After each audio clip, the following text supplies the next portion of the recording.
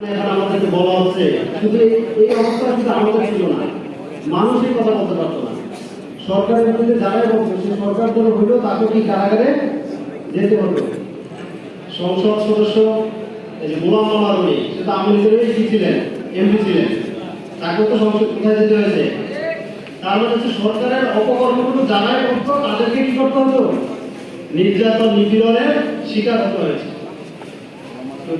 সারা দেশ এরকম একটি মনে হচ্ছে বদ্ধ করেছিল, ছুটি থেকে আমাদেরকে ধরে রাখা হয়েছিল। এখন কি, এখন মনে হচ্ছে আমরা এখন প্রাণ করে নিঃশ্বাস নিতে পারছি। এখন আমাদের মধ্যে কোনো ভয় নেই, কোনো শঙ্কা নেই, কোনো ভেদাভেদ নেই, কোনো ঘৃণা নেই।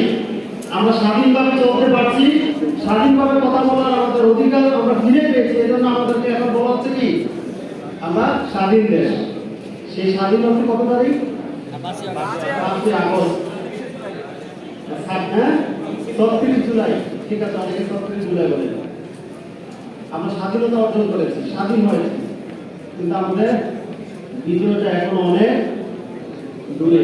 যে আল্লাহ রাব্বুল আলামিন আমাদেরকে এই স্বাধীনতা দিয়েছেন, কথা বলার সুযোগ দিয়েছেন, আমরা আল্লাহ রাব্বুল আলামিনের দরবারে এখানে আমরা শুকরিয়া আদায় করছি। আলহামদুলিল্লাহ। আল্লাহ কাসীরাম তৈয়িবান মুবারাকান ফীহি।